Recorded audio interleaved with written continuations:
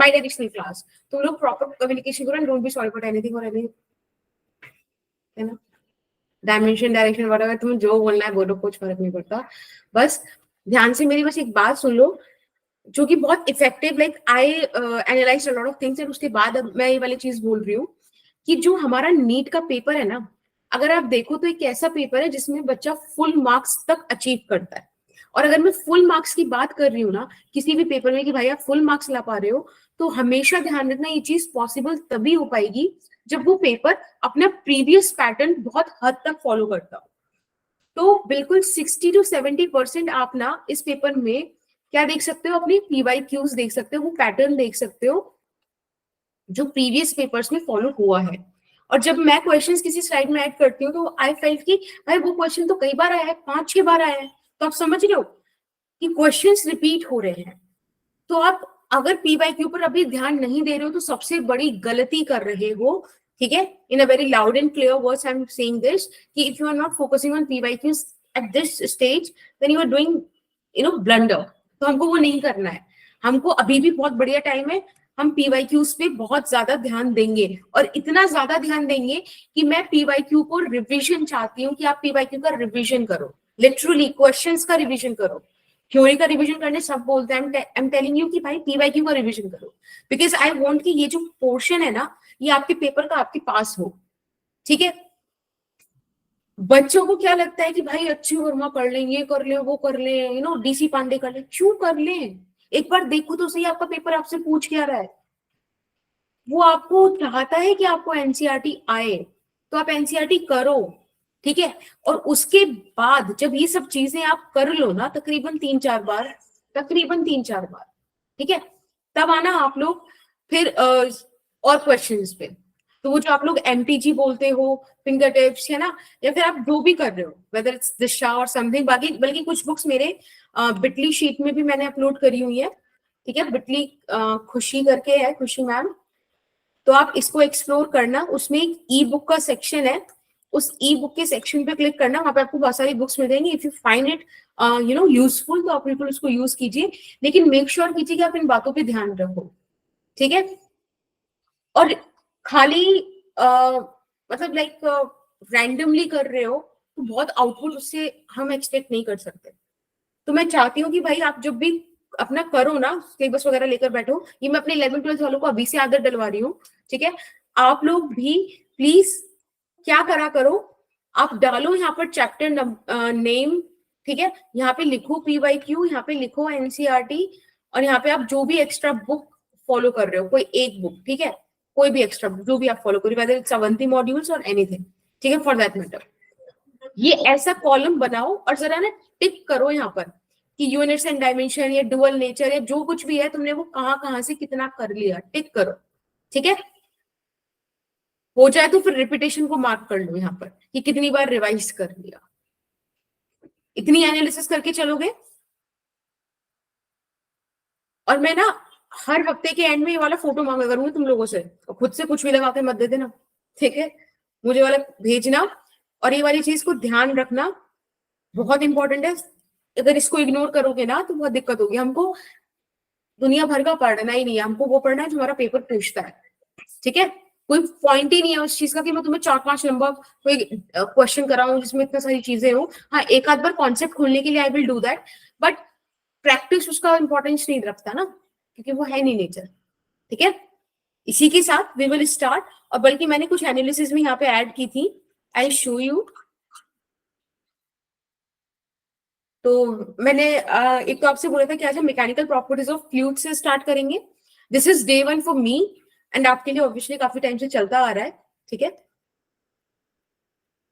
आज का जो फ्लो रहेगा लेक्चर का वो कुछ इस तरीके से रहेगा कि एक वेटेज डिस्कशन हम लोग पढ़ेंगे, हम थ्योरी के बारे में इंट्रोडक्शन लेंगे अपना मैकेनिकल प्रॉपर्टीज ऑफ फ्लूइड्स का, कुछ न्यूमेरिकल्स उन थ्योरी को डेवलप करने के लिए करेंगे, ठीक है। बहुत ज्यादा डेरिवेशंस पे फोकस नहीं रखेंगे, क्योंकि ड्रॉपर बैच इस चीज को हमेशा दिमाग में हम रखेंगे कि हमको डेरिवेशन से ज्यादा रिजल्ट्स और रिजल्ट से ज्यादा उसकी एप्लीकेशन पर फोकस करना है। ये देखो, ये नीट का 2024 का एक अंदाज लगाया गया है कि ऐसा आ सकता है, ऐसा हो सकता है। तो मेक श्योर करना कि आप लोग इस चीज को दिमाग में रख के चलो, और ध्यान मतलब ऐसा लाइक एस्टिमेशन है कि इट्स अबाउट 40% कि आपका 11th आएगा। आई विल कंसिडर कि एक ऐसी चीज which we can not ignore. ठीक है, अभी आप हम जो पढ़ने वाले हैं वो इस वाले सेक्शन से आ रहा है, right? Something we are going to deal with 6%। Again it's an important one, right? बाकी ये सारी एनालिसिस जो है ये आपको मिल जाएगी।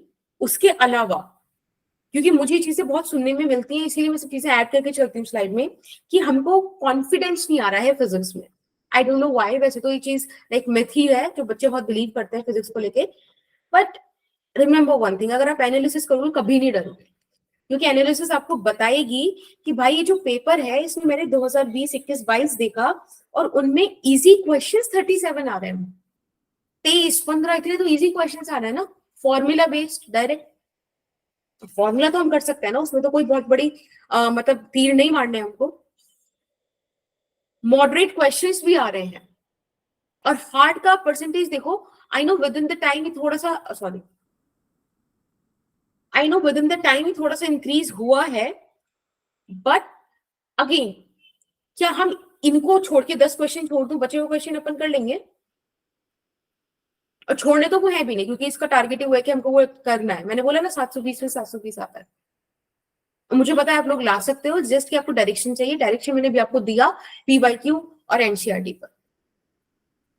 Are you getting my point? Yes ma'am. Cool.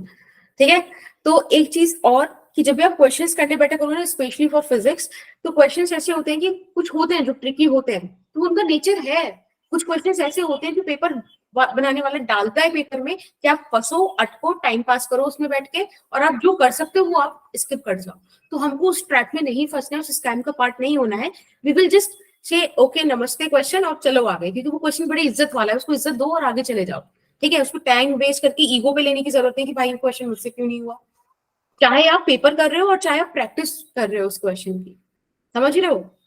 अटकना नहीं है कहीं भी। 50 क्वेश्चन अगर करने हैं ना एक बार में, तो बस करने हैं। फिर उसमें अगर मैं 10 क्वेश्चन भी मेरे बीच में से इसकी पूरे कर दो, तुम बाकी 40 करो, 40 को देखो कि कहाँ गलती हुई, क्या हुआ। थोड़ा से एफिशिएंसी बढ़ती है विद करेक्टनेस, और थोड़ा आपको विद इन द टाइम दिमाग चलाने की आदत आती है, जो कि आपको पढ़नी चाहिए, क्योंकि पेपर में वही सब करना है। ठीक है, और हमेशा ध्यान रखना, मैं हमेशा नीट वालों को बोलती हूँ कि भाई केमिस्ट्री बायो आपका अच्छा है, that's a very good thing, पर फिजिक्स को अगर आप इग्नोर करोगे तो रैंक नहीं निकाल पाओगे, है ना? खाली 2/3 से आपको नहीं मिलने वाला, हमको 1/3 वो भी तगड़ा करना है। और इसीलिए फिजिक्स को रैंक डिसाइडिंग सब्जेक्ट बोला जाता है, क्योंकि पता नहीं क्यों ही बच्चों ने अपने दिमाग में ऐसा बिठा रखा है कि it's difficult. It's not, I am telling you, it's not. ठीक है, और आपकी पर्सपेक्टिव पर ही आकर बोल रही हूँ कि नहीं है।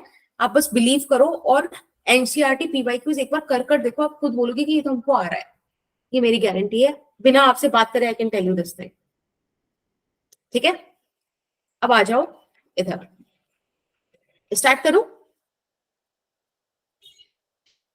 Yes ma'am. हाँ, और एक चीज और कि पता है, ये आप लोगों की क्लास है ना, nobody is going to judge you or anything, तो प्लीज माइक ऑन करके बात करो। क्लास को जितना इंटरेक्टिव बनाओगे उतना कम मतलब दिक्कत होगी ना आपको ना मुझे, सब अच्छा जाएगा। ठीक है, तो विद अ पॉजिटिव नोट कि हम लोगों को अच्छा करना है और सारा कुछ करना है, डेटा बनाना है, एनालिसिस करनी है, तब मैं चैप्टर स्टार्ट कर रही हूँ। और मैं इस चैप्टर के एंड में आप सबसे आपकी रिपोर्ट मांगूंगी, तो प्लीज वो तैयार रखना। हो सके तो डेट भी डाल देना, ऑथेंटिक बनाने के लिए उसे। सबसे पहले मेरा जो ये चैप्टर है, this is mechanical properties of fluids. I just told you कि इट होल्ड्स अबाउट 6% वेटेज। ठीक है, which is a huge percentage. तो फ्लूइड्स में से सबसे पहले हमको समझ में आना चाहिए कि भाई फ्लूइड क्या है।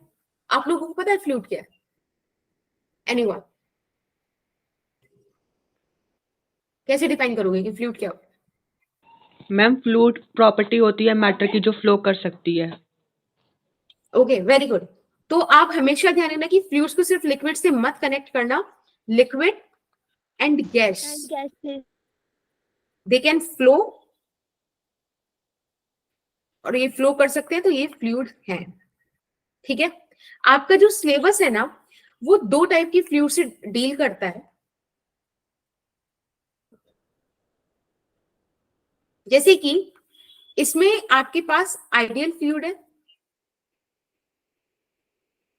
और आपके पास इसमें प्रैक्टिकल फ्लूइड भी आप बोल सकते हो, ठीक है।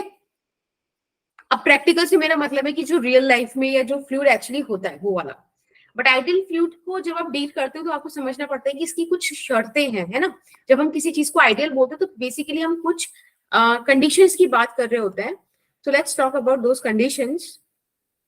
बोलता है ये कि अगर आप आइडियल फ्लूइड की बात करते हो तो सबसे पहला पॉइंट ये आता है कि ये नॉन विस्कस होता है। नॉन विस्कस मतलब कि अगर मैं बोलूं कि यहाँ पे 10 लिक्विड की लेयर्स है, पहली लेयर दूसरी लेयर पे मूव कर रही है, स्लिप कर रही है, तो बेसिकली हो क्या रहा है, रिलेटिव मोशन है ना between those two layers. Imagine हो रहा है 2 लेयर्स के बीच में रिलेटिव मोशन है ना। और आपने पढ़ा होगा कि जब भी रिलेटिव मोशन की कहानी आती है तो फ्रिक्शन आता है। लेकिन जब मैं यहाँ पे बोलूं नॉन विस्कस तो मैं बोल रही हूं कि यहाँ पर फ्रिक्शन एब्सेंट है, फ्लूइड फ्रिक्शन एब्सेंट है। Is that okay?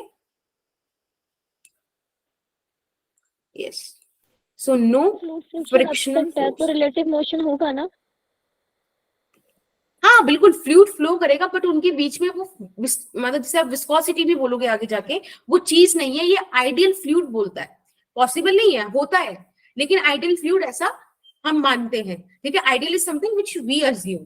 तो इन शर्तों पे हम जो फ्लूइड इन चीजों को पूरा करेगा उसको हम आइडियल फ्लूइड बोलेंगे, या फिर हम जब क्वेश्चंस करेंगे तो हम ये शर्तें मानकर चलेंगे। ये पॉइंट है, ठीक है।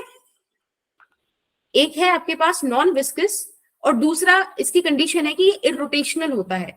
इरोटेशनल का सिंपल सा मतलब आपको ये है कि किसी भी फ्लूइड में आपको एंगुलर वेलोसिटी कंसीडर नहीं कर रही है, ठीक है।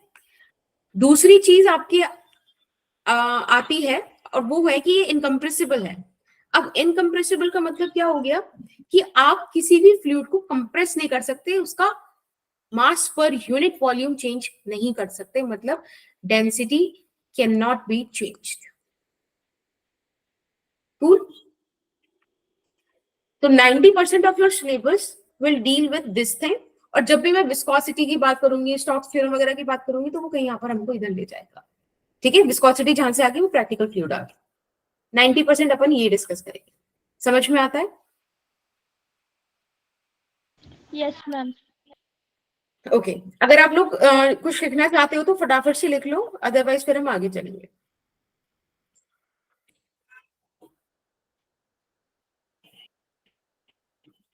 मेरा नंबर है ना, आप ऐड कर रहे हो अगर? मैम नंबर ही तो दिए हैं। एक सेकंड, मुझे भी अपना नंबर याद नहीं है।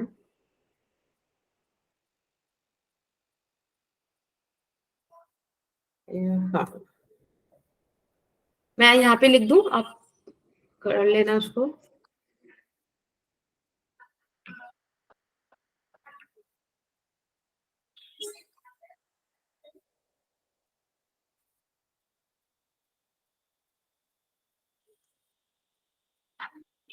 ठीक है।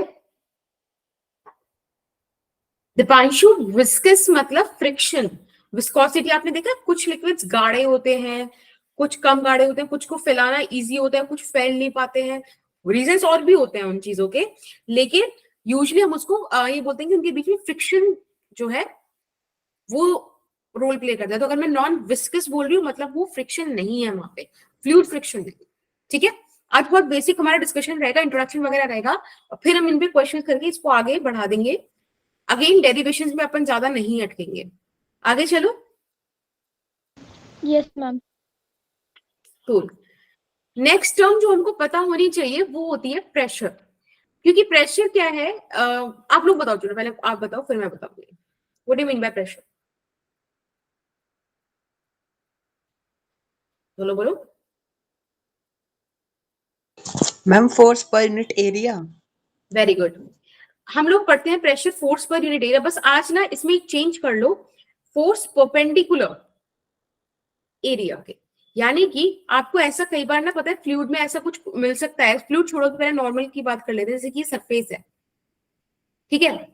इसमें से इस तरीके से सपोज इसका ये मैंने परपेंडिकुलर बना दिया, कोई फोर्स मैंने आपको दी और वो फोर्स कुछ इस तरीके से एक्ट कर रही है एट सम एंगल, तो आप यहाँ पे F बाई ए नहीं लिख सकते, वो गलत हो जाएगा। समझ रहे हो? आप यहाँ पर F बाई ए नहीं लिख सकते। आपको अगर मैंने ये बोला कि वर्टिकल के साथ थीटा एंगल बना रही है, तो अब आप इसके कॉम्पोनेंट्स ब्रेक कर लो। अब आप इसके कॉम्पोनेंट्स ब्रेक कर लो, F sine theta and F cos theta करके, दिस एंगल इज थीटा, ठीक है। और आप यहाँ पे लिख दीजिए F cos theta divided by area. ये सिर्फ मैंने इस केस के लिए बोला है, otherwise this is the actual definition, ठीक है। मैं एक बार इसको लिख दूं, कभी कंफ्यूज मत होना कि मैम ये cos थीटा ही आएगा, कल को मैं cos थीटा यहाँ पे थीटा दे दूं तो बात अलग बन जाएगी। समझ रहे हो? कहने का मतलब क्या है? Perpendicular component of the force per unit area, this is the concept. अच्छा, परपेंडिकुलर फोर्स को किसी और नाम से भी जानते हैं क्या कभी?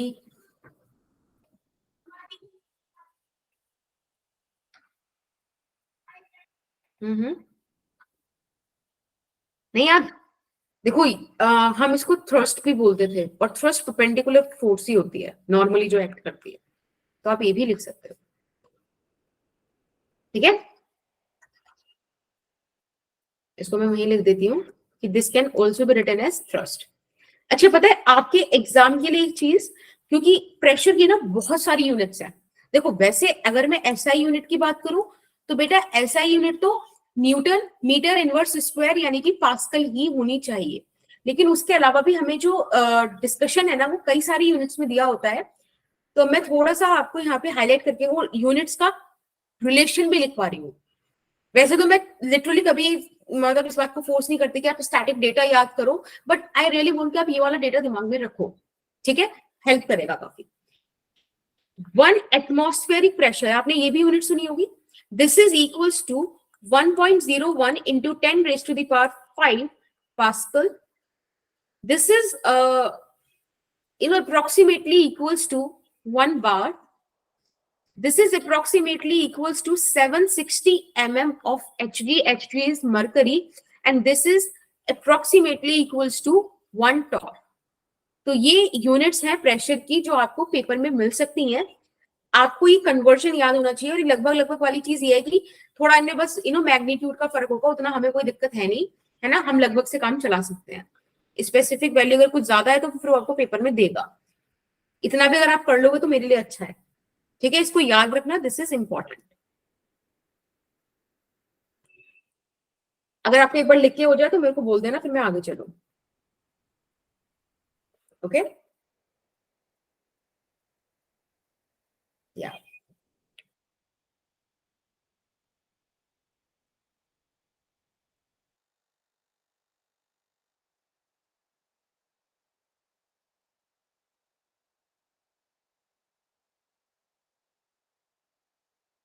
Okay cool. बेटा इसी के साथ ना, चलो पहले एक क्वेश्चन करते हैं फिर आगे बात करेंगे।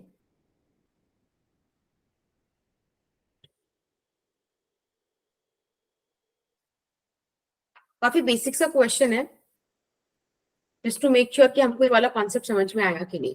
हमको बोला है कि we have 2 thigh bones, each of cross section area this support the upper part of a person of mass 70 kg।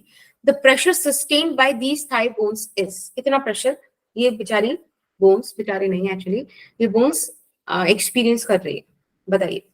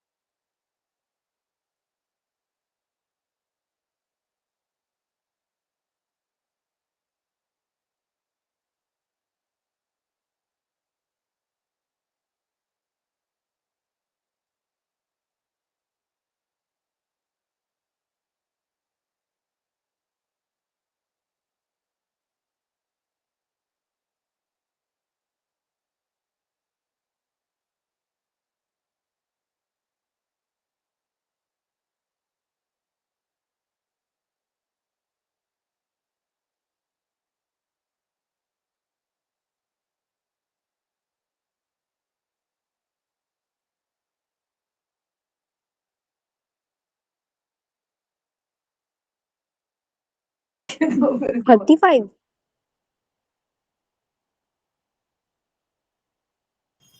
क्या मुस्कान, क्या आंसर आ रहा है?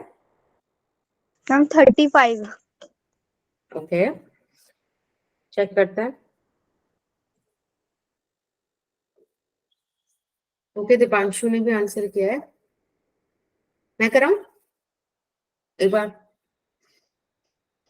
ठीक है, अब देखो लगभग कुछ ऐसे हुआ ना कि ये हमारी थाइज होंगी, ये एरिया है जिसकी वो बात कर रहे हैं, ठीक है। This is a and this is a लगभग, and let's say this weight is 70 kg, ठीक है। अब अगर मुझे प्रेशर निकालना है तो pressure is force perpendicular by area. अब फोर्स क्या है? mg है। एरिया कितना है? इट इज एक्चुअली 2a, एक थाई का a, दूसरी थाई का a, राइट। तो 2 into A which is 15 centimetre square. अगर आप सेंटीमीटर स्क्वायर को मीटर स्क्वायर में कन्वर्ट करोगे तो 10 की पावर -4 जाएगा, राइट। और m आपको 70 में दे रखा है, 70 kg, and it would be 10। Done. 15 to 30, इसे आप ऊपर भेजोगे तो ये क्या हो जाएगा? 5। बस हमें इसे सॉल्व करना है। 7/3 कितना आएगा बेटा? 3 2 6, 1.0, 3 9। 3 into 5। काट दिया। This is the answer. Done. अच्छा, कन्वर्ट नहीं किया था। हाँ पता है, ये देखो ये यहाँ पे गलतियां होती हैं, यही चीज बस उनको चेक करनी है। उन्हें पता है कि हम लोग मैथ्स वाले नहीं है तो हमको ज्यादा टिपिकल वो कैलकुलेशन देंगे भी नहीं, बट वो ये चेक करेंगे कि यूनिट्स एंड डायमेंशन हमने पढ़ाई की नहीं। अगर ना गिवन हो तो अपन ऐसा यूनिट में आंसर करें, है ना। बस ऐसे थोड़ा सा याद रखना है। ओके, चलिए। ये जस्ट आपका वो, हाँ जी बेटा। मैम पुरानी वाली स्लाइड दिखा दो, उतारनी है। हाँ हाँ हाँ बेटा, बिल्कुल बिल्कुल। जब ये हो जाए तो मुझे एक बार थम्स अप कर देना, तो मैं आगे चलूंगी। और इसकी ना एनसीईआरटी है आपके पास ना बुक? Yes ma'am. ओके, तो एनसीईआरटी अपन लगाएंगे 2-3 लेक्चर बाद, एग्जाम्पल्स और क्वेश्चंस के साथ। और 2-3 लेक्चर रुक जाना, या फिर जितना आज के लेक्चर में हो जाए उतना कर लेना आप खुद से, ठीक है। और हाँ, डाउट डिस्कशन का भी एक अपना प्रोसीजर रहेगा। डाउट डिस्कशन जो आपका अपना अनऑफिशियल ग्रुप है, पहले उस पर एक बार पोस्ट कर दो। अगर बच्चा कोई आंसर कर दे, उसे आपको समझ में आ जाए तो इट्स वेल गुड, ठीक है ना। पहले गुड, हम आगे जा सकते हैं उसको लेके। बट अगर आपको डाउट का नहीं मिल रहा कोई, तो कोई भी एक बच्चा, मतलब अपने आप पे डिसाइड कर लो। अगर मुस्कान आप ओके हो तो आप कर लो कि वो जो भी डाउट्स हैं प्लीज आप उसे मुझे पर्सनल विंडो पे भेज देना मेरे, ठीक है। तो क्या है कि बहुत सारे मैसेजेस की जगह एक ही बच्चा मैसेज कर देगा और सबके डाउट्स आ जाएंगे, और उनका मैं एक डाउट सेशन बना दूंगी, ठीक है। Okay ma'am. ओके, और दीपांशु को ग्रुप में ज्वाइन कर लो। अगर आप लोगों का ग्रुप है तो सही है, अदरवाइज मैं ग्रुप क्रिएट कर दूंगी, कोई इशू नहीं है। आप लोग बता दो जैसा आपको सही लगे।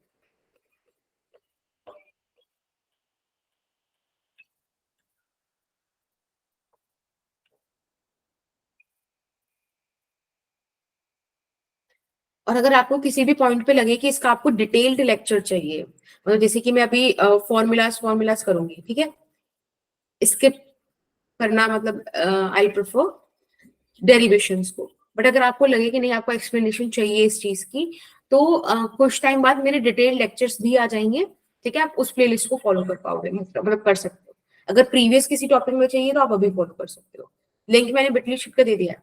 अगर आप लोग ग्रुप से बना रहे हो तो रुक जाओ, ग्रुप मैं बनाती हूँ, ठीक है। आप लोग मत बनाओ, मैं बनाती हूँ और आप उसको ज्वाइन कर लो, चलेगा? ओके, यस मैम, ये बेटर रहेगा। हाँ मैं अभी लिंक भेजती हूँ, रुको।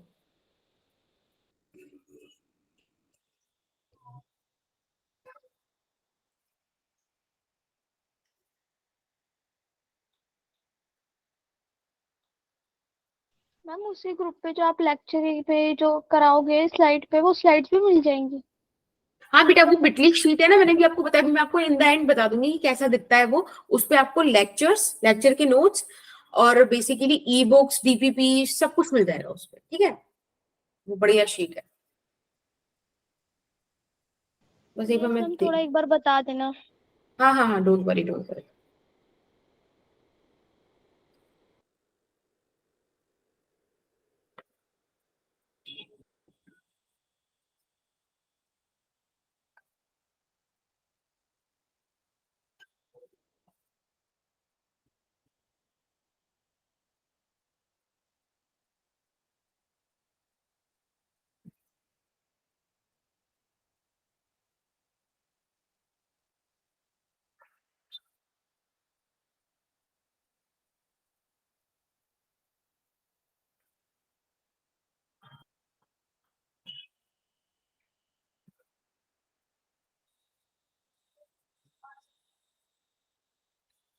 हो गया बेटा? Yes ma'am. ओके, हाँ मैं जब से ढूंढ रही थी कि नया ग्रुप कैसे बनेगा।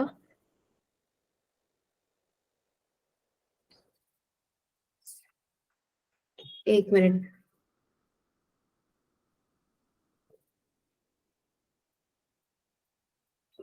चलो ठीक है। मैं ना, आप में से कोई मेरे को एक बार मैसेज कर देना, ठीक है, तो मैं फिर उसको ऐड करके तो ग्रुप बना दूंगी।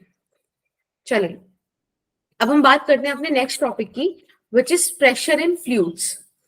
ये बड़ा इंपॉर्टेंट डिस्कशन है, इसको ध्यान से सुनना। अभी आपने प्रेशर पढ़ लिया, फ्लूइड्स पढ़ लिया, प्रेशर इन फ्लूइड्स देखते हैं। देखो, अभी आप जब मैकेनिकल प्रॉपर्टीज ऑफ सॉलिड पढ़कर आए होंगे तो आपने देखा होगा कि अगर कोई बॉडी है, कोई ऑब्जेक्ट है जो कि फ्लूइड में है, तो उसमें हर डायरेक्शन से फोर्स लगता है ना। बट एक चीज ध्यान रखना कि फ्लूइड पे, जैसे कि ये इसके अंदर लेट्स से किसी फ्लूइड में है, इस पर हर डायरेक्शन से फोर्स लगेगा, ट्रू, लेकिन फोर्स हमेशा परपेंडिकुलर लगेगा। ये बात आप ध्यान रखोगे कि फोर्स हमेशा एरिया के परपेंडिकुलर ही लगेगा, ठीक है, चाहे फ्लूइड कैसा भी हो। So the thing is pressure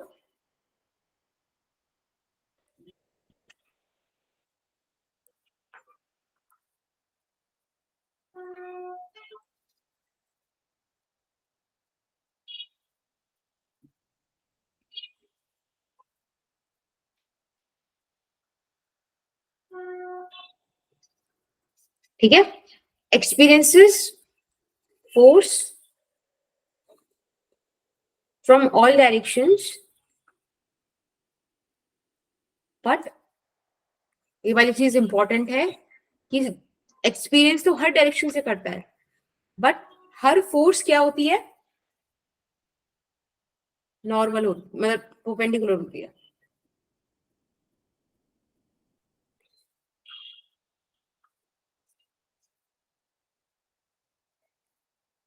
ठीक है बेटा, ये वाला पॉइंट ध्यान रखना, बहुत इंपॉर्टेंट है, क्योंकि यही चीज आपको एक्सप्लेन करता है कि अगर हम किसी कंटेनर को लेके भागे तो क्यों किसी फ्लूइड का लेवल इंक्लाइन हो जाता है या किसी पॉइंट पे डिक्लाइन हो जाता है। ऐसा क्यों होता है?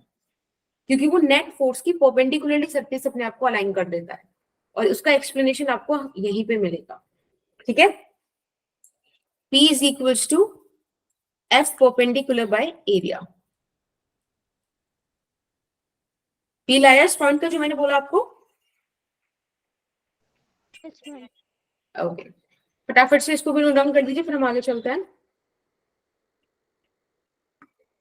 मैम, हम्म, ये इस चैप्टर की कौन सी क्लास है? बेटा फर्स्ट लेक्चर है ये, अच्छा, आज फर्स्ट ही। है, ठीक है। हाँ जी, बिल्कुल।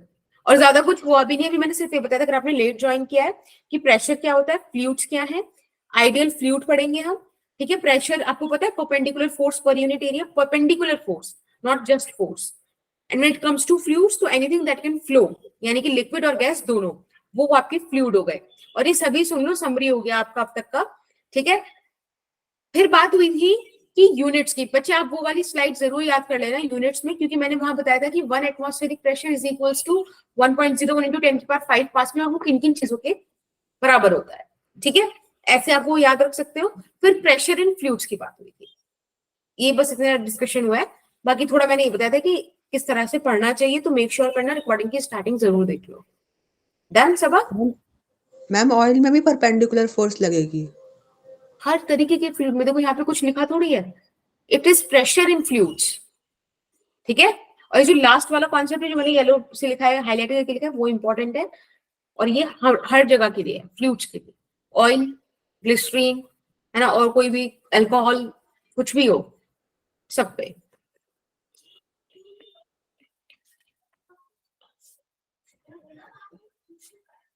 ये तुम लोगों ने ग्रुप बना दिया? हाँ यस मैम, आ गया। ठीक है, आप लोग इस पे कर रहे हो? दीपांशु इसको ज्वाइन कर रहे हो तो एक काम करना, मुझको एडमिन बना देना, ठीक है।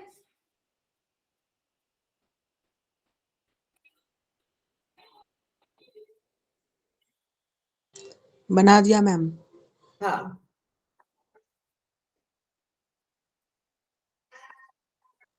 तो मैम हम सब भी ग्रुप ज्वाइन कर ले?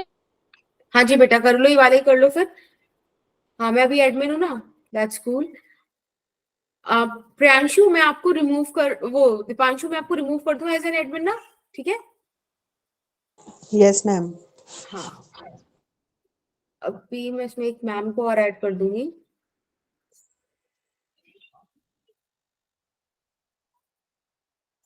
चलिए बढ़िया कर दिया आपने, थैंक यू।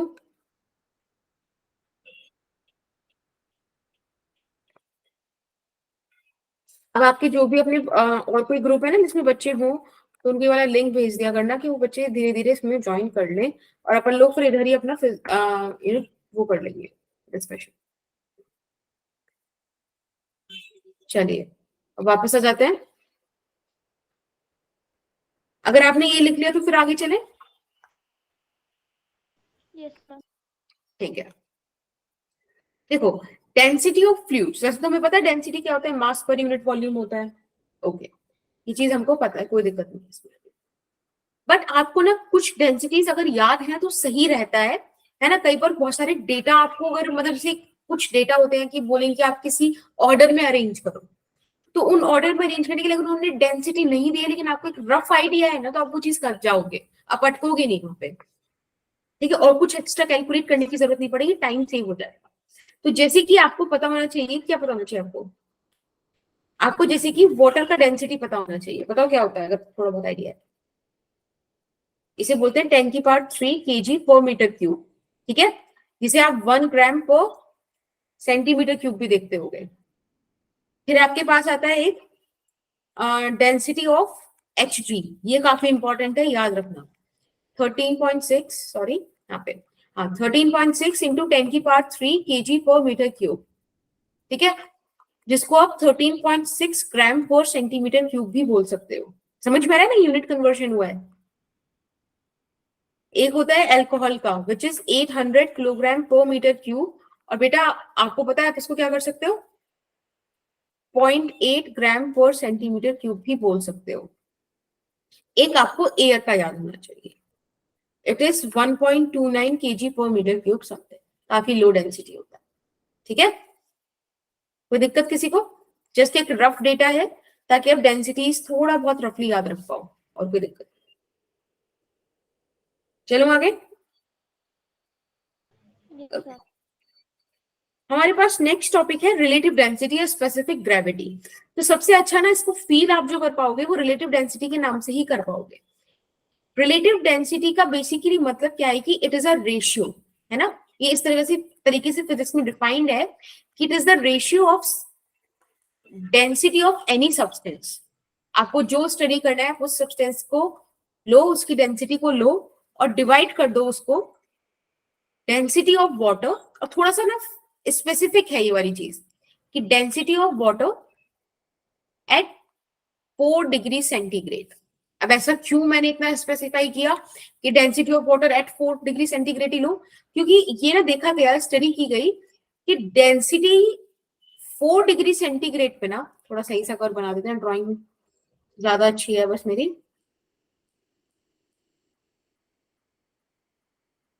देखो बन ही नहीं रहा है, तुम थोड़ा मतलब समझ लो कि एक जो ये पीक ऑब्जर्व होती है ना, ये पीक ऑब्जर्व होती है 4 डिग्री सेंटीग्रेड पर, और जो इसकी कॉरेस्पॉन्डिंग डेंसिटी होती है वो हाईएस्ट है, मैक्सिमम है।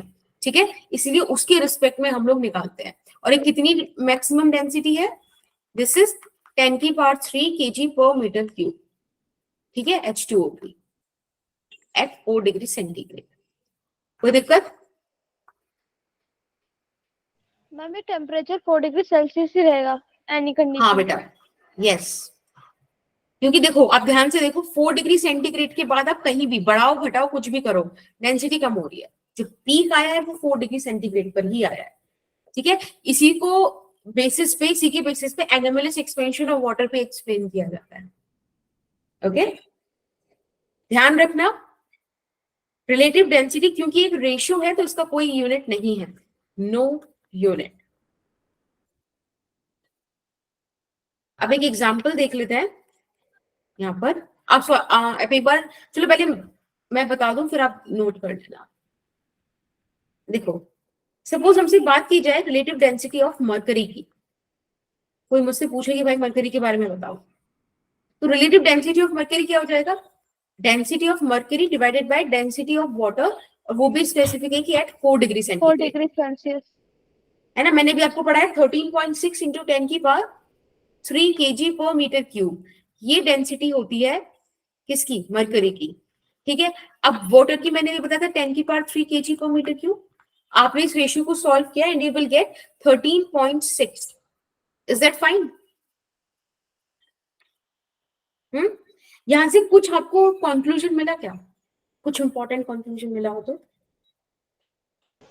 सोचो। यस मैम हम लास्ट में यूनिट नहीं लगा रहे क्योंकि यूनिटलेस है। हाँ, और बढ़िया, और बताओ इसके अलावा। Density of mercury is higher than water. That's cool. दूसरा जो चीज आपको ऑब्जर्व करनी है, मतलब वो ये है जिसका ध्यान रखना है आपको, कि relative density of any substance is equals to value of density of that substance in ग्राम पर सेंटीमीटर क्यूब। देखो मैंने आपको जब ये डेटा लिखवाया था तो मरकरी के लिए क्या बोला था आपको? 13.6 ग्राम पर सेंटीमीटर क्यूब, ये डेटा बोला था ना, और यही उसकी रिलेटिव डेंसिटी आई है। एंड दैट इज ट्रू, क्योंकि 10⁻³ kg/m³ से आप उसको डिवाइड करें तो हर सब्सटेंस के लिए बात एक फैक्ट रहेगी, ठीक है। समझ में आया? Yes ma'am. यस। बाकी आप लोगों ने जो पॉइंट्स बोले वो भी बहुत बढ़िया थे, उनको भी हम लोग ध्यान रखेंगे कि यूनिट नहीं आएगी, और 13.6 टाइम्स क्या है वो ज्यादा है। चलिए अब आप फटाफट से ये नोट कर लो, ये नोट हो जाए तो मुझे बता देना, फिर हम आगे चलेंगे।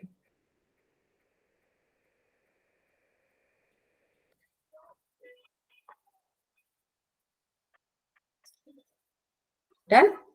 Okay, that's cool. चलिए एक बहुत बढ़िया टॉपिक आता है अभी, डेंसिटी ऑफ मिक्सचर ऑफ 2 और मोर लिक्विड्स। इस पे क्वेश्चंस आते हैं, ठीक है, मतलब प्रीवियस ईयर में भी देखे गए हैं, हम भी करेंगे उन्हें। डेंसिटी ऑफ मिक्सचर ऑफ 2 और मोर लिक्विड्स। अब आपको ना जब वो डेटा देगा तो वो आपसे दो बातें कर सकता है, मतलब कोई बहुत बड़ा टॉपिक है नहीं है सच, बस एक डिस्कशन है ताकि आपको दिमाग में रहे जब भी आपके पास पेपर में आए। देखो वो आपको ऐसे बोल सकता है कि हमने जो सब्सटेंसेस लिए, फॉर एन एग्जांपल मैंने आपको एक एपरेटस ऐसा दिया और मैंने बोला कि इसमें 2 लिक्विड है, ठीक है। एक लिक्विड ये है जिसका मास आपको m1 दिया हुआ है, और बेटा जिसकी डेंसिटी आपको मैंने ρ1 दी हुई है, ठीक है। फिर मैंने आपसे कहा कि मेरे पास एक और मतलब एक और लिक्विड है, ये वाला, जिसका मास m2 है और जिसकी डेंसिटी मैंने आपको, एक सेकेंड, ρ2 दी है, ठीक है। ये मैंने आपको बोला, समझ में आया? मैं एक बार इस चीज को लिख दूं कि we have 2 different liquids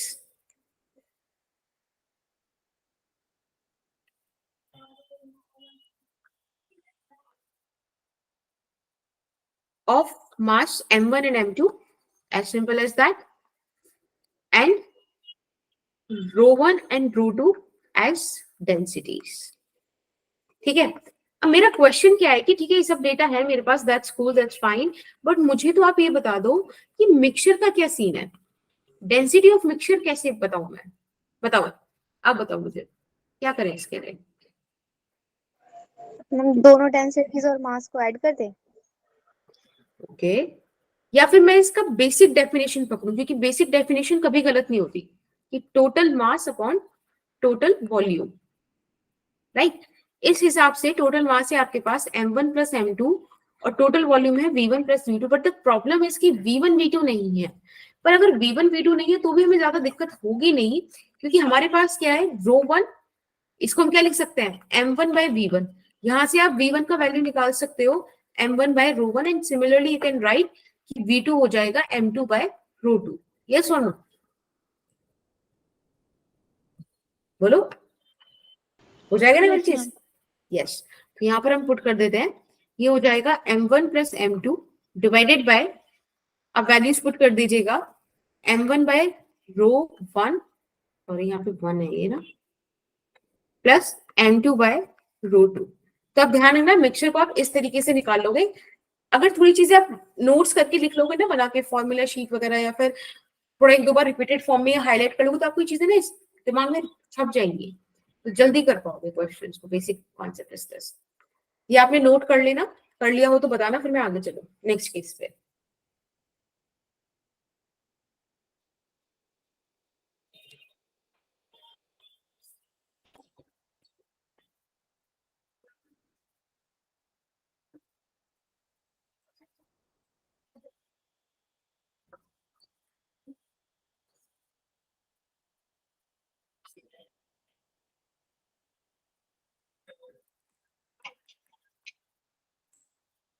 done, okay, चलो आगे. चलिए, अब ऐसे ही बेटा हमारे पास आया केस सेकंड, और इस केस सेकंड में हमें बोला गया कि आप लोगों के पास इस बार जो एपरेटस है उसमें आपके पास फिर से दो लिक्विड्स हैं, लेकिन इस बार पता है हमें क्या बोला, इस बार बोला कि डेंसिटी रो वन है और वॉल्यूम v1 है, और जो दूसरा आपके पास लिक्विड है उसकी डेंसिटी रो टू है और वॉल्यूम v2 है. समझ में आया? तो आप क्या लिखोगे, वी हैव टू मिक्सचर्स या we have two fluids having rho 1 and rho 2 as densities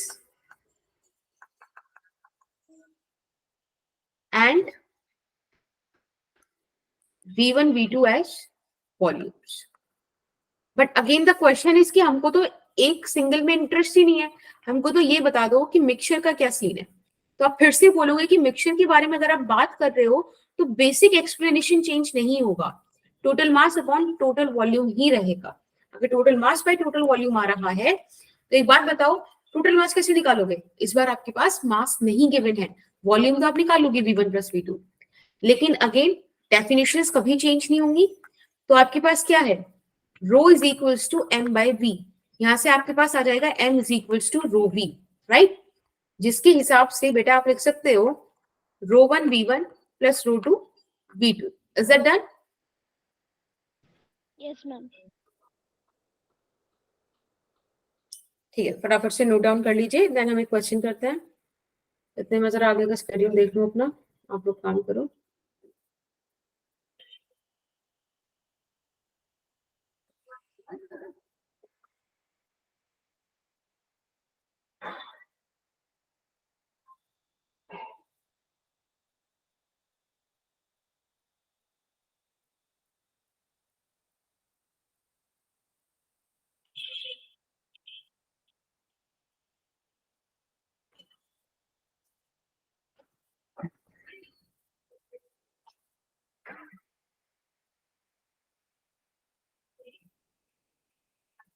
और पता है दोनों केसेस में ना ये वाला केस थोड़ा ज्यादा इंपॉर्टेंट है.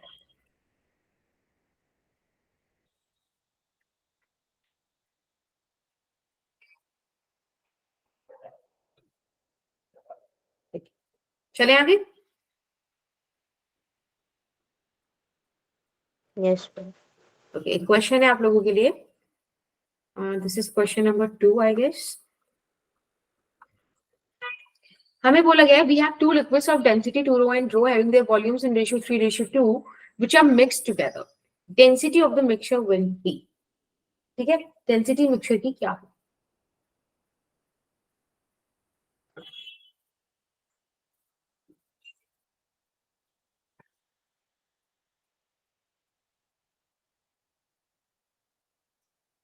मैं आपको ऑप्शंस भी दे देती हूँ इसके लिए.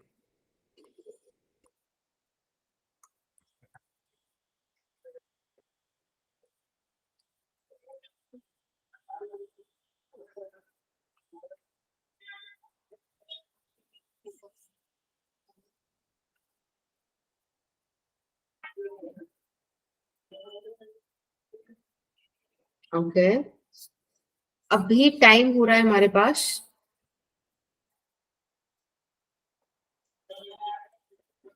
17:54. ठीक है, आप लोग मुझे 17:56 तक बता दीजिए. और पता है, जब मैं कहूँ ना, आप मुझे तभी आंसर करना था कि सब लोगों के पास ना एक फेयर चांस हो क्वेश्चन सॉल्व करने का, वरना बच्चे क्या करते हैं, कॉपी पेस्ट कर देते हैं. फिर मतलब मैं ऐसे नहीं कह रही कि आप लोगों ने किया है, यूजली हो जाता है. ठीक है, तो आई लॉन्च द पोल, आप उधर ही आंसर कर दिया करो.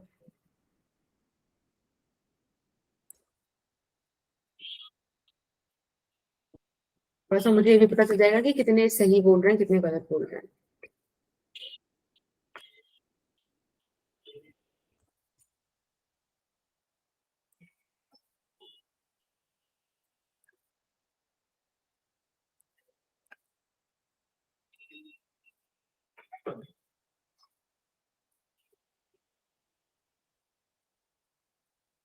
देखो, पोल लाइव हो गया है, आप उधर वोट कर दो.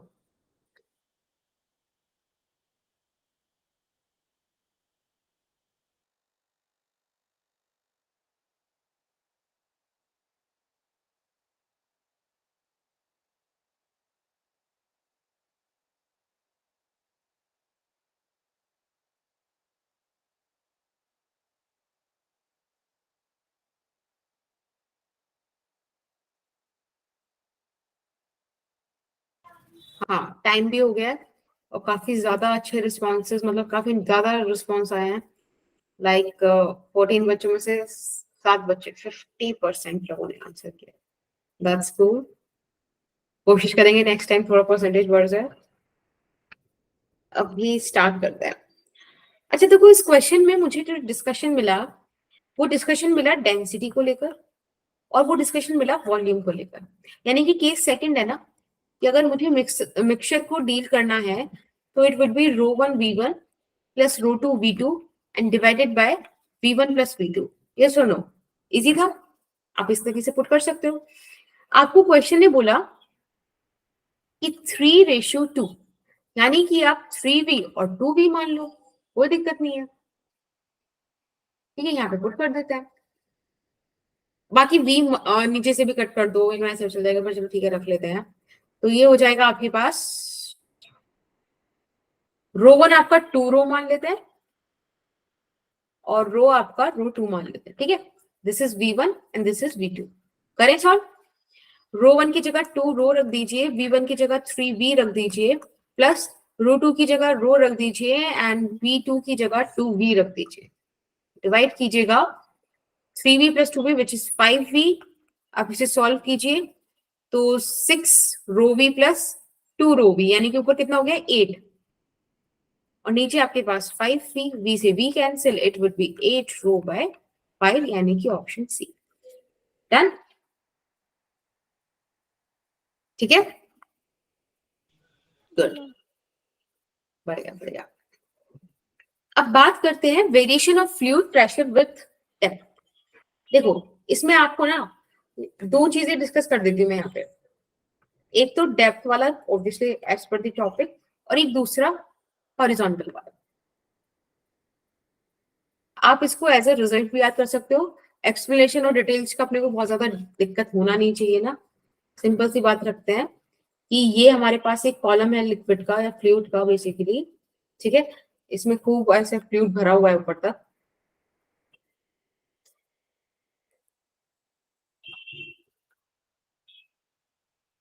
बराबर। अब एक बात बताइए, मैंने आपको बोला है कि this is the bottom of the container, ठीक है, और आपको ऊपर यहाँ पे जो एक्सपोजर मिला है ये आपको एटमॉस्फेयर का एक्सपोजर मिला है। हमेशा आपको जब भी एटमॉस्फेयर का एक्सपोजर मिलेगा तो वहां पर आप PATM बोल सकते हो या फिर हम P0 भी बोल सकते हैं इसको, ठीक है। अब लेट्स से ये जो कॉलम है ये H हाइट का है, रो ये लिक्विड है, तो जब H हाइट नीचे आप जाओगे, वर्टिकली नीचे जाओगे, हमेशा ध्यान रखना वर्टिकली डाउनवर्ड जा रहे हो, बिल्कुल स्ट्रेट वर्टिकली डाउन, तब आपको यहाँ पे जो P प्रेशर मिलेगा उसको आप लिखोगे P is equals to P0 plus rho GH, ठीक है। यानी कि H हाइट की कॉलम की वजह से इतना प्रेशर बढ़ गया। अगर आप 2H नीचे आते तो 2 रो GH हो जाता, 3H नीचे आते 3 रो GH हो जाता, P0 से एक्स्ट्रा। और समझ में आया? इस बात का तो हमें फील है ना कि जितना हम नीचे जाते जाएंगे उतना प्रेशर बढ़ता जाएगा, क्योंकि ऊपर लिक्विड का कॉलम बढ़ता जाएगा, हाइट बढ़ती जाएगी, फ्लूइड का वेट बढ़ता जाएगा, फोर्स बढ़ती जाएगी। ये सुनो,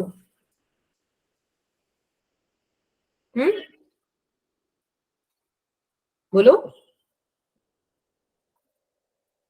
मैम ये दोबारा एक बार एक्सप्लेन कर दो। देखो मैं ये बोल रही हूँ कि हमारे पास सोचो एक लिक्विड का कॉलम है, for example let's say this water है, ठीक है। मैंने बोला कि इसके यहाँ पे जो रेड रेड है वहां से लेके बॉटम तक ये पूरा H हाइट है, रो लिक्विड है, ठीक है। और लेट्स से ये टॉप पे नहीं है, इसको हटा देते हैं, ठीक है, ये टॉप पे है नहीं, तो यहाँ पे एटमॉस्फेयर है ना, तो ये एटमॉस्फेयर का प्रेशर P0 है। H हाइट नीचे अगर मैं इस पॉइंट पे यहाँ पे कहीं पे कोई पॉइंट मानूं तो उस पे प्रेशर कितना हो जाएगा, रो GH बढ़ जाएगा। P0 तो होगा ही, पर P0 प्लस रो GH इस हाइट की वजह से इसमें बढ़ जाएगा। समझ में आ रहा है? अगर मैं इसमें एक और मतलब ऐसे कुछ कर दूं कि और ये बॉटल बड़ी कर दूं तो उसकी हाइट और ज्यादा हो जाएगी, वर्टिकल डेप्थ और ज्यादा हो जाएगी ना, और ज्यादा लिक्विड का कॉलम आपने बढ़ा दिया, और ज्यादा वेट आपने बढ़ा दिया, तो प्रेशर और बढ़ जाएगा, ये रो GH के बराबर आएगा। Is it fine? Yes ma'am. ठीक है, तो भाई आप बात लिख लीजिए, P0 हो गया आपका एटमॉस्फेरिक प्रेशर और P हो गया ये लास्ट वाले बॉटम वाले पॉइंट पे प्रेशर,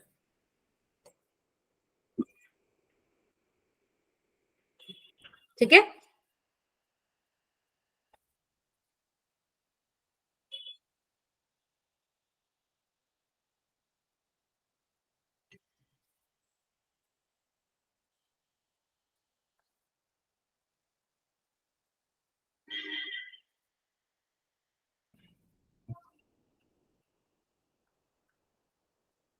हो गया क्या?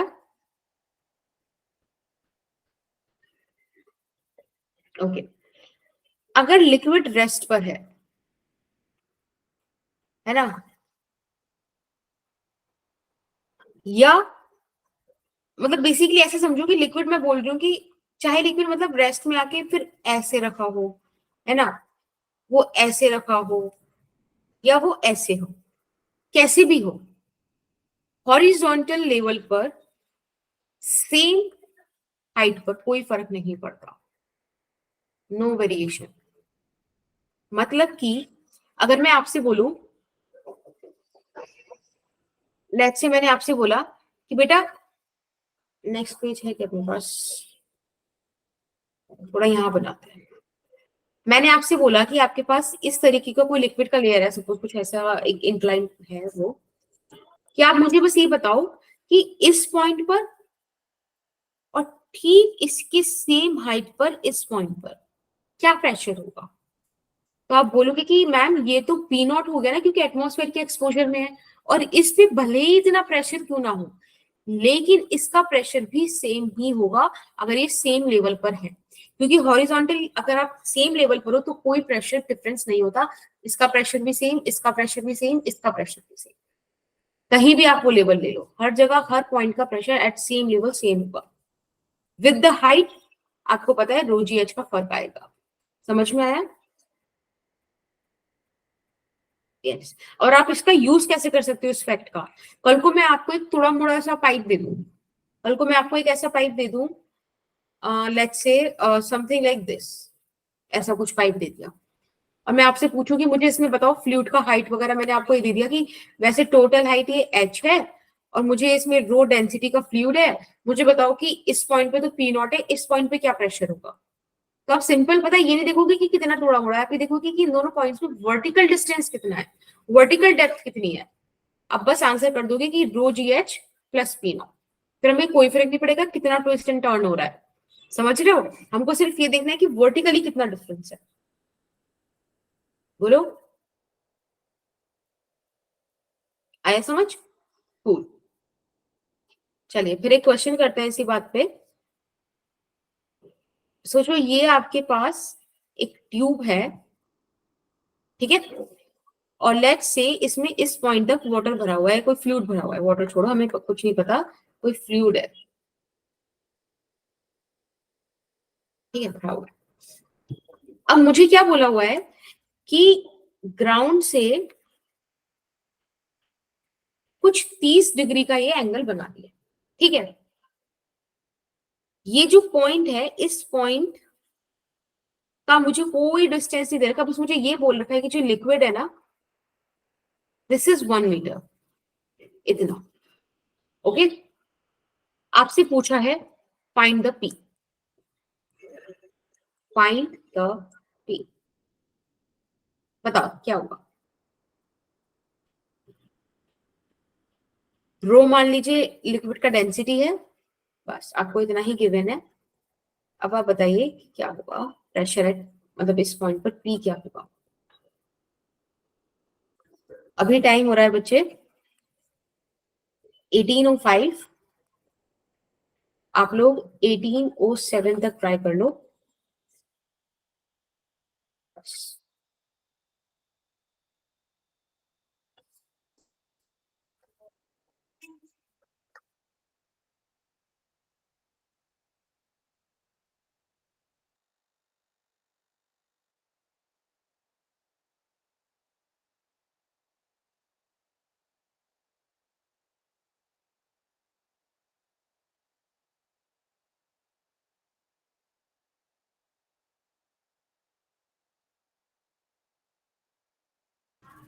दीपांशु क्या कह रहे थे बेटा?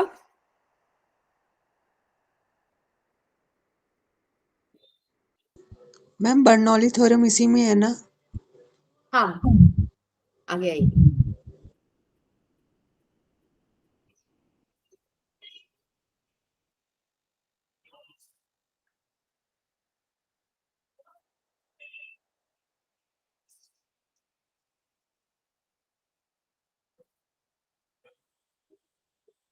ओके, खुशी का आंसर आया है।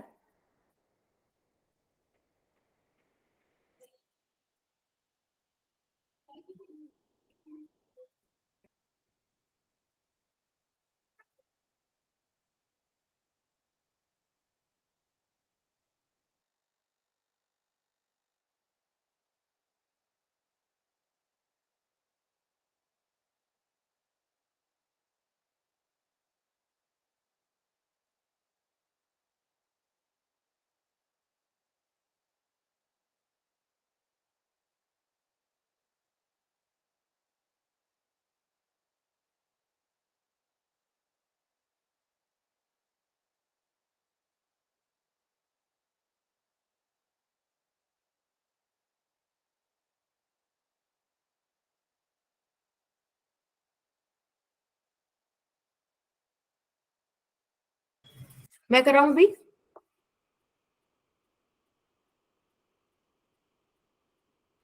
ये कर रहा है कोई? Yes, ma'am, आप करवा दो. ठीक है, देखो पता है यहाँ पे ना आप लोग अगर देखोगे तो आप कहोगे कि मैम ये तो एटमॉस्फेयर के एक्सपोजर में है, तो यानी कि यहाँ पे तो पी नॉट आ जाएगा। बिल्कुल सही, अब पी नॉट के प्लस में ही मतलब बढ़कर ही आएगा जो भी पी पर प्रेशर होगा, बट द थिंग इज कि कितना। तो मुझे पता है रोज ही तो आना है, अब एच क्या रखे। जो बच्चे 1 मीटर देख के यहाँ पे 1 मीटर लिख देंगे वो गलत हो जाएगा, क्योंकि मैंने अभी आपको बताया था कि it's about the vertical height, आपको ये वर्टिकल हाइट निकालनी पड़ेगी। तो अगर ये एंगल आपको 30 डिग्री दे रखा है, आपको आपको सॉरी एच का वैल्यू 1 मीटर दे रखा है, तो बेटा परपेंडिकुलर निकाल लोगे ना, है ना? तो आपके लिए h आ जाएगा कितना 1 इंटू साइन 30 डिग्री, समझ रहे हो, p by h sine 30 degree होता है। तो इस हिसाब से बेटा आपके पास h का वैल्यू आया 1 इंटू साइन 30 इज 1/2 यानी कि 1/2। So this is the answer. कोई दिक्कत? क्लियर है ना? बोलो।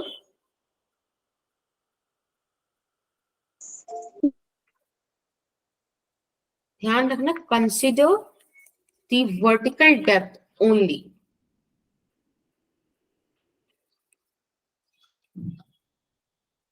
That is important. चलिए अब बात करते हैं graph between P and H। P is pressure and H is the height. तो ग्राफ के लिए तो कोई दिक्कत नहीं है। ग्राफ में हमेशा ध्यान रखना कि आपको जो इक्वेशन, सपोज वही ऑब्वियसली आप ग्राफ दो वेरिएबल्स के बीच ही प्लॉट करते हो, तो दो वेरिएबल्स का आपको रिलेशन जो दिया हुआ है एक बार उसको स्टडी करो। जैसे कि यहाँ पे मुझे दिया हुआ है कि P is equals to P0 plus rho g h, right. अब यहाँ पर अगर आप देखोगे तो ये कुछ P वर्सेस H, यानी कि P हो गया आपका y एक्सिस और H हो गया आपका x एक्सिस, ये समथिंग xy एक्सिस जैसा कुछ देखना है। तो ठीक है, यहाँ पे y और अभी इसे छोड़ते हैं, P0 हमें नहीं पता, रो जी में कुछ ठीक है लिखा हुआ है और H आपका x, ये कुछ आपको स्ट्रेट लाइन जैसा नहीं दिख रहा। y is equals to mx plus c, where m is the slope and c is the y intercept. As for this detail, अगर आप इस ग्राफ को प्लॉट करते हो तो आपके पास एक स्ट्रेट लाइन आनी चाहिए P वर्सेस H के ग्राफ में, ठीक है। और ये जो लाइन आएगी इसमें ध्यान रखना आपको इंटरसेप्ट क्या मिल रहा है, P0, एक पॉजिटिव इंटरसेप्ट। ये होता है बेटा इंटरसेप्ट कि जब y का वैल्यू क्या हो, जब x की वैल्यू 0 हो। So this is P0। और फिर आगे आपको ये यहाँ पे जो स्लोप मिला ना, this theta, this tan theta is equals to m, यानी कि slope is equals to rho g. इसका मतलब स्लोप है, मास नहीं। समझ में आया? ठीक है, फटाफट से इस चीज को लिख लो। किसी को y इंटरसेप्ट वगैरह में तो दिक्कत नहीं है, समझ में आता है y इंटरसेप्ट क्या होता है? अगर पूछना है तो पूछ लो, उसमें कोई मतलब इशू नहीं है, डाउट नहीं लेके जाना बस। क्लियर समझो मैं फिर? चलो आगे चले।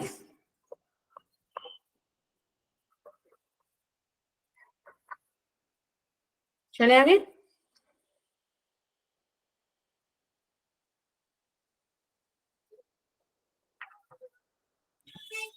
ओके, पता है आपको ना पेपर में ऐसा मिल सकता है कि identify the gauge pressure and absolute pressure.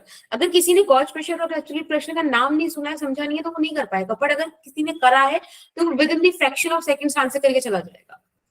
क्योंकि अभी जो मैंने आपको एक्सप्रेशन लिखा है ना कि P is equals to P0 plus rho g h, यहीं पे आपको गॉज प्रेशर एब्सोल्यूट प्रेशर सब मिल जाएगा।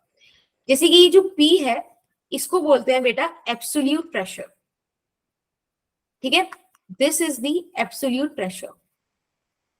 आप जब यहाँ पे ये देख पा रहे हो P0, याद रखना P0 में क्या बोलती थी कि जब एटमॉस्फेयर के एक्सपोजर में आते हो तब आपको मिलता है, यानी कि ये है आपका एटमॉस्फेरिक प्रेशर, जो एटमॉस्फेयर लगा रहा होता है। फिर आपको लास्ट में दिखा रो जी एच, बेटा इसको बोलते हैं गॉज प्रेशर। ये वो एक्स्ट्रा प्रेशर है जो कॉलम की वर्टिकल डेप्थ की वजह से आपके पास आया है, ठीक है। हमेशा ध्यान रखना कि P minus P0 is gauge pressure, okay. P0 is the atmospheric pressure and the sum of gauge pressure plus atmospheric pressure will give you the absolute pressure। किसी भी तरीके से आपसे पूछे ये चीज ही बस क्लियर रखनी है। Is that okay? Yes, ma'am. चलिए क्वेश्चन कीजिए फिर इसी बात पे। क्वेश्चन है आपके पास कि 500 मीटर डेप्थ पे एक ओशन है, what is the absolute pressure? Absolute pressure पूछे। अगर आपको एब्सोल्यूट प्रेशर पता है तो आप बता सकते हो उसके आंसर्स को, है ना। तो एक बार सॉल्व करो और देख लेना, अप्रोक्सीमेशन वगैरह से कर लो, जरूरी नहीं एग्जैक्ट आंसर करना है, मुझे टाइम बचाना है, बस वही मेरा पॉइंट होना चाहिए। अभी टाइम हो रहा है 18:13, आप लोग इसको 18:15 तक सॉल्व कर दीजिए। मैं पोल लॉन्च करूंगी, उधर ही आंसर करना।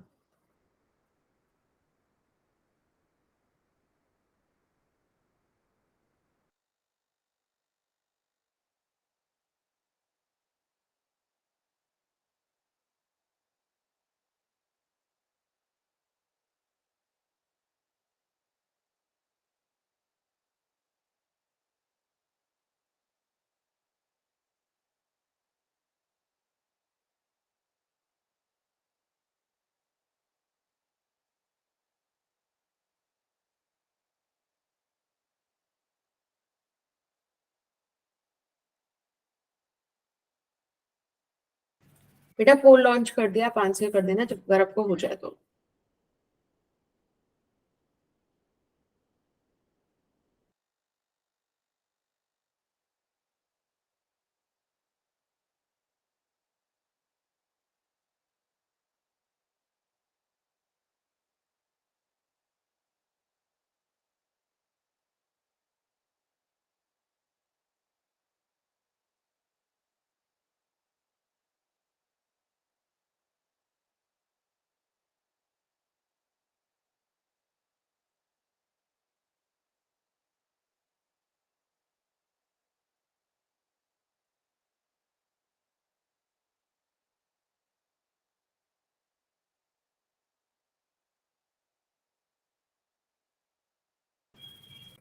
बेटा टाइम हो गया है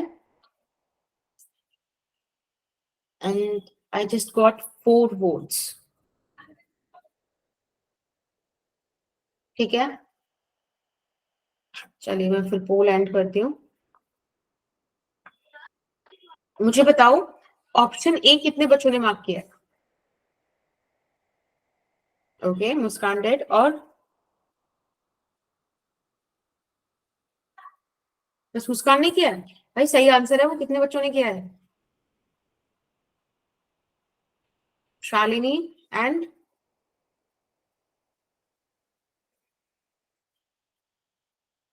या पहले क्यों नहीं बता रहे थे?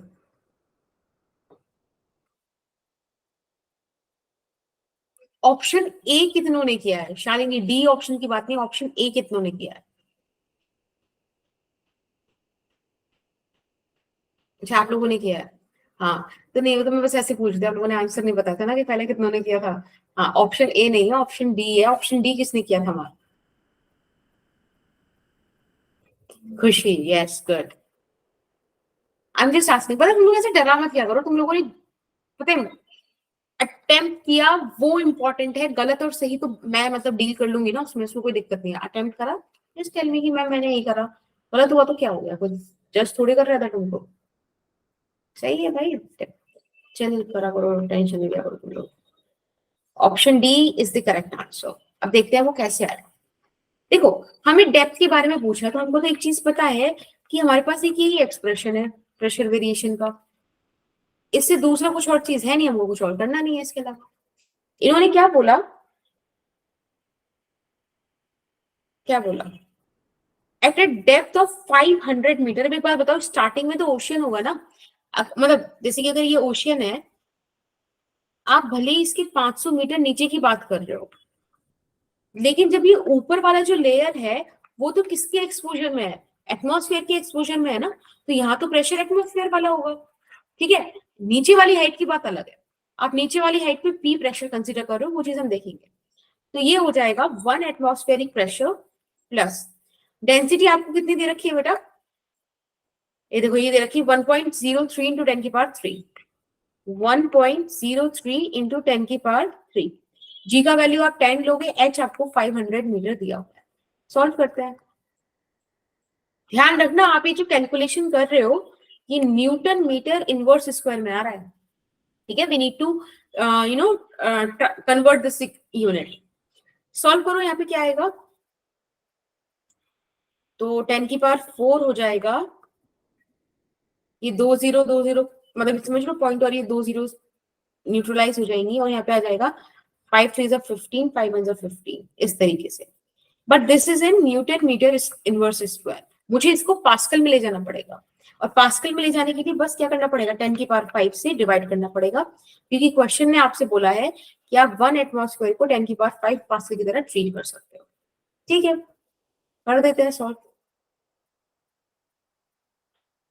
1 प्लस बेटा 10⁵ ऊपर जाएगा तो लगभग 51.5 हो जाएगा ये, है ना। 4 ऊपर गया, 5, 4 - 5 - 1, तो 51.5 बचा। या फिर आप ऐसे समझ लो कि ऐसे कट करा, एक 10 नीचे बच गया। लगभग 52.5 एटमॉस्फेरिक प्रेशर आ रहा है। देखो इसके आसपास का आंसर कौन सा है। आसपास का बिल्कुल एग्जैक्ट आंसर आया है। ठीक है, ऑप्शन डी। कोई दिक्कत किसी को? बोलो, क्लियर है? Yes, ma'am. Ma'am, previous slide दिखा दो. हाँ जी बेटा।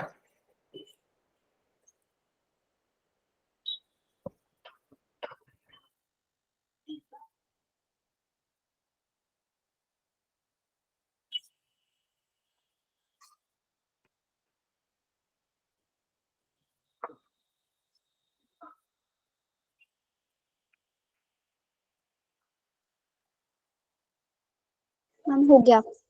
ओके, एक क्वेश्चन और कीजिएगा।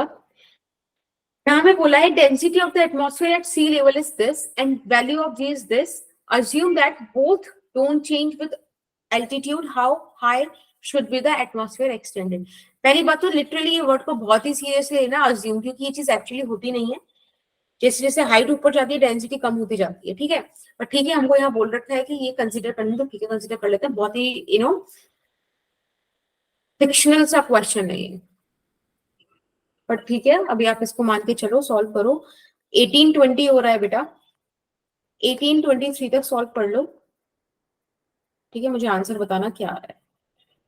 अप्रोक्सीमेशन में आंसर चलेगा, मैं आपको ऑप्शंस दे देती हूँ। 4 किलोमीटर, 6 किलोमीटर, आएगा 8 किलोमीटर एंड 10 किलोमीटर। ठीक है, आप मुझे आंसर कर दीजिए, 4 लॉन्च कर दूंगी मैं।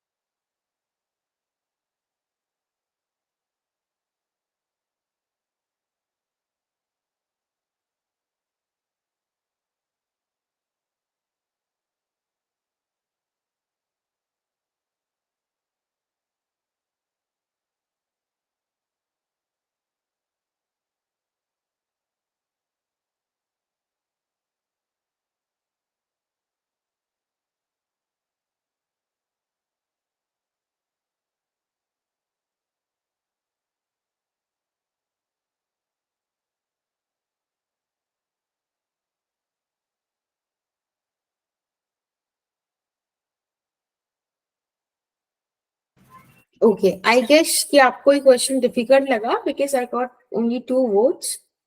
ठीक है, तो बता दो किन किन बच्चों ने वोट करे और क्या क्या आंसर्स मार्क किए, देन वी विल डिस्कस, ताकि ये तो पता चले कि आप लोग अटेम्प्ट कर रहे हो, वो इम्पोर्टेंट है. किसने किया? Just hand raise and tell me the name. Okay, चलो अभी आप लोग शाय फील करो थोड़े दिन. Okay, Shalini did. शालिनी कौन सा किया बेटा?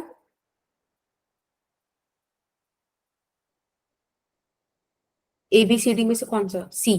ओके, बाकी बच्चे अगर बताना हो तो बता देना, ठीक है, कोई ऐसा इशू नहीं है. चलिए, देखो इस क्वेश्चन का ना कॉन्सेप्ट क्या कह रहा है कि आपको सी लेवल पे बोल रखा है, let's say pressure is something P. ठीक है, और कह रहे हैं कि एटमॉस्फेयर कहां तक एक्सटेंड है. तो मतलब एटमॉस्फेयर कहां तक एक्सटेंड का मतलब ये है ना कि अगर मैं बोल रही हूँ H हाइट तक है, तो मतलब H हाइट के ऊपर एटमॉस्फेयर नहीं है. बेटा अगर एटमॉस्फेयर नहीं होता तो उस चीज को आप क्या बोलते हो? वैक्यूम. और अगर एटमॉस्फेयर उधर है नहीं तो मतलब प्रेशर कितना हो जाएगा? 0. राइट. और आपको यही तो कैलकुलेट करना है. तो यहाँ पे तो एटमॉस्फेरिक प्रेशर है, वहां पे P नॉट है, तो आपको क्या लिखना है कि P atmospheric is equals to P not plus rho GH. Rho of air आपको यहाँ पे ऑलरेडी गिवन भी है, वरना मैंने आपको बोला भी था कि आप इस चीज को याद कर लो. तो उस हिसाब से यहाँ पे आप एक्सप्रेशन सॉल्व कीजिएगा. तो P एटमॉस्फेयर कितना हो जाएगा बेटा आपके पास? 1.01 इंटू 10 की power 5 pascal. This is going to be 0. Density आपको दे रखी है 1.29. G का वैल्यू 10 है और H हमको तो निकालना है. सॉल्व कर लेते हैं. सिंस ऑप्शंस काफी दूर दूर है तो आई कैन टेक अप्रोक्सीमेशन. अब मैं अप्रोक्सीमेशन लेती हूँ, जैसे कि ऊपर मैं इसको 1 इंटू 10 की पावर 5 लिख देती हूँ, इसको 1 पॉइंट क्या लिखें, तो जो एक काम करते हैं, इसको ऐसे नहीं, वो है ना पॉइंट 1.01 ही रखते हैं अभी. 1.29 को ऐसे ही रखते हैं और into 10 is equal to H. इसको सॉल्व करते हैं. पॉइंट से पॉइंट गया. अब अप्रोक्सीमेशन कर लेते हैं. ठीक है, अब यहाँ पे हमने अप्रोक्सीमेशन करी है, और अप्रोक्सीमेशन क्या करी है? 101 को 100 लिख दिया, 10 की पावर 4 और नीचे 130 लिख दिया. 0 से 0 कैंसिल. ठीक है, इसको सॉल्व कर देते हैं. सॉल्व करने से 10/13 कैसे सॉल्व करोगे?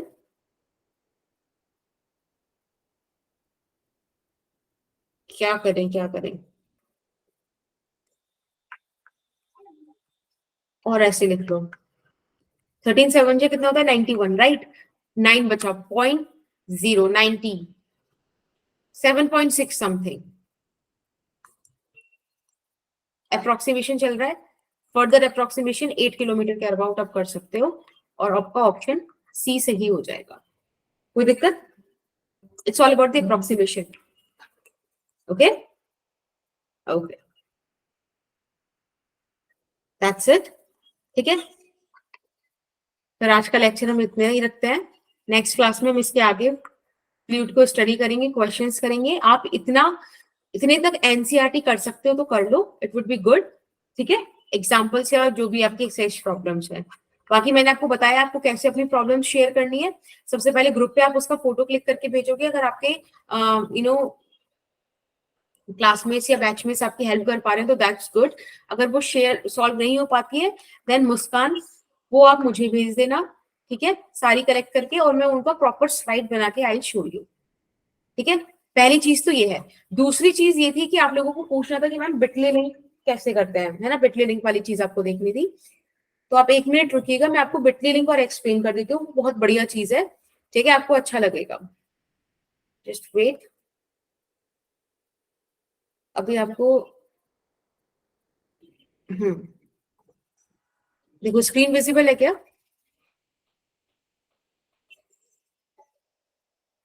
दिख रहा है? जब आप गूगल पे टाइप करोगे bit.ly/खुशी मैम, तो ये गूगल शीट आपके सामने खुलकर आएगी. ठीक है, आप देखो इसमें नीचे 2 टैब बनी हुई हैं, एक पे क्लास 12 लिखा है, एक पे क्लास 11 लिखा है. आपको जो भी टॉपिक देखना है, सपोज मुझे क्लास 12 देखना है, मैंने क्लास 12 पे क्लिक किया, यहाँ पे देखो प्ले लिस्ट का लिंक है, ये जो यूट्यूब लिखा है ना, दिस इज द लिंक, आप इस पे क्लिक करोगे आपको यूट्यूब का लिंक मिल जाएगा, ठीक है, इसमें सारी बुक्स, वो सारी प्ले लिस्ट मिल जाएगी। यहाँ पे ई बुक्स हैं, इसको आप ओपन करोगे, इसमें बहुत सारी बुक्स हैं, तो मैं बल्कि ओपन करके दिखा देती हूँ। विजिबल हो रहा है आपको? देखो इसमें अरिहंत दिशा, IIT की बुक्स है, नीट की बुक्स है, ठीक है, फिजिक्स फॉर यू, कुछ नोट्स हैं, कुछ क्वेश्चंस है ना, और पेपर भी होगा एक प्रीवियस ईयर का, ये रहा देखो नीट 2022 का सॉल्व पेपर। तो अगर आप चाहते हो तो यू कैन एक्सप्लोर दिस, ठीक है। अगर आप चाहते हो कि मैम हमें यूट्यूब वाला पोर्शन एक्सप्लोर करना है, तो आप देखो, आप उस लिंक पे क्लिक करोगे, यूट्यूब वाले लिंक पे, तो आपको ऐसा कुछ खुलकर आएगा। अभी यहाँ पे खुल जाए बस,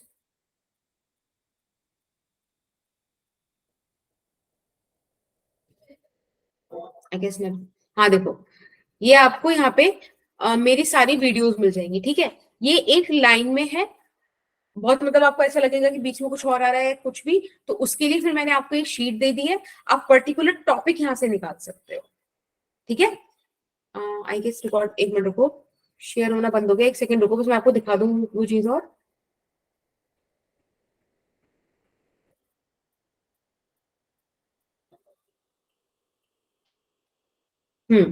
देखो, आपको जैसे सपोज यहाँ पे इलेक्ट्रिक चार्जेस एंड फील्ड्स पढ़ना है, तो इलेक्ट्रिक चार्जेस एंड फील्ड्स करके आपको एक टॉपिक दिखा, यहाँ पे सारे फर्दर टॉपिक्स है कि कितने लेक्चर लिए, सपोज मैंने यहाँ पे 12 लेक्चर लिए हुए हैं, तो आपको 12 लेक्चर मिल जाएंगे, डेट मिल जाएगा, डेट का आपको कोई इशू नहीं है, आप सिर्फ टॉपिक दे सकते हो कि मैंने कहाँ पे गॉस लॉ का एप्लीकेशन कराया है, कहाँ पे मैंने इलेक्ट्रिक फ्लक्स इलेक्ट्रिक डाइपोल कराया है, उसकी कॉरेस्पॉन्डेंस, जैसे सपोज आपको इलेक्ट्रिक डाइपोल स्टडी करना है, यहाँ पे साइड में आपको उसका यूट्यूब लिंक मिल जाएगा, ठीक है।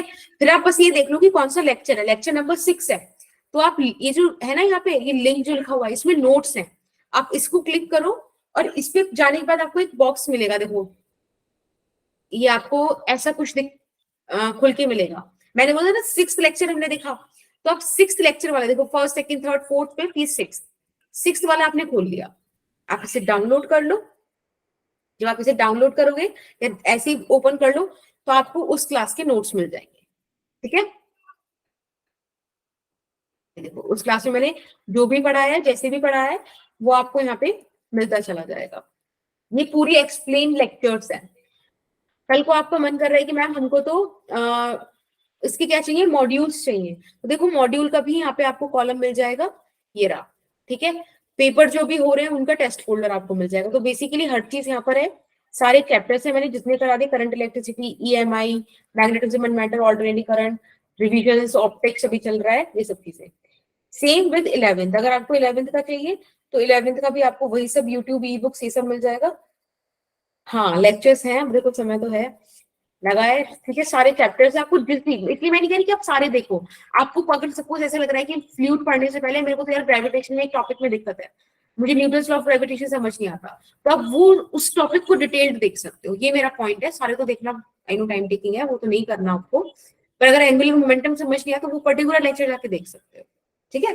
और यहीं पर अभी इसी शीट पर आपकी एक और टाइम में साइड में क्रिएट कर दूंगी आप लोगों के लिए, वहां पे आपके लेक्चर्स अपलोड हो जाएंगे, ठीक है। आपकी प्लेलिस्ट, आपका डेटा सब ऐसे ही आपको शो हो जाएगा। Is that fine? हाँ दीपांशु यही है, ठीक है। मुस्कान अभी तो देखो दीपांशु ने शेयर कर दिया, दैट्स कूल, अदरवाइज मैं ना जो आपका ग्रुप बनाया है उसके लिंक में क्लास का लिंक भी ऐड कर दूंगी और इस शीट का भी लिंक ऐड कर दूंगी। तीसरी बात याद रखना, हमेशा 5 से 6:30 क्लास होगी, जो भी हमारे दिन है 4 दिन, ठीक है। उन चारों दिन आप उस लिंक से ज्वाइन कर देना। अगर आपको लगे कि मैम हमें लिंक नहीं आया तो वहां पे मिल जाएगा आपको व्हाट्सएप ग्रुप के डिस्क्रिप्शन पे। Is that fine? और कोई इशू आपका? ठीक है, चलिए फिर आज की क्लास हम खत्म करते हैं, नेक्स्ट क्लास में मिलते हैं। Have a nice day, tata bye bye. अच्छा दीपांशु आपने सारे लेक्चर्स अटेंड किए हैं? That's very cool. Yes ma'am. चलिए टाटा बाय बाय।